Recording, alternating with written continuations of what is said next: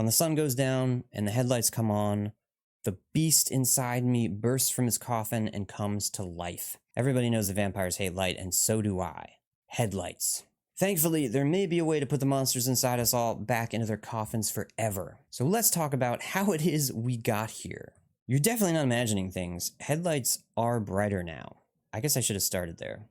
There are two main reasons why headlights are blinding us now. One has to do with the shift from halogen light bulbs to LED light bulbs. And there are a couple of problems with LEDs as they exist right now. For one thing, they can be much brighter than halogen bulbs. Brightness, or the perceived intensity of light, is measured in lumens. And this measurement was created many decades ago now and is no longer a really great way to keep track of how light affects us. Lumens is an imperfect measurement to begin with, and it's based on how light falls on the eye of a quote-unquote standard observer during specific conditions. The criteria for this standard observer and the different weights applied to the wavelengths of light were all done up in 1924, which is over 100 years ago now if you need a new calendar.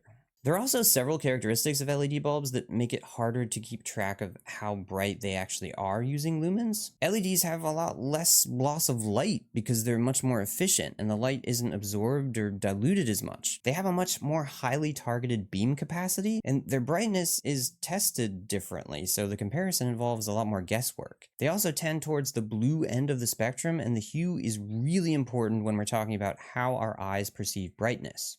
Halogen bulbs emit a much softer yellow light, which not only are we more used to on the road, but these softer yellow lights are less physiologically stimulating for the human eye. LEDs are much more bluish white than the yellower halogen lights that we used to have populating the roads. Stick around for all that and more as I tell you about what the actual is going on and why we're all being blinded every single night of our lives anymore. We all desperately need to deal with this before the road consumes us.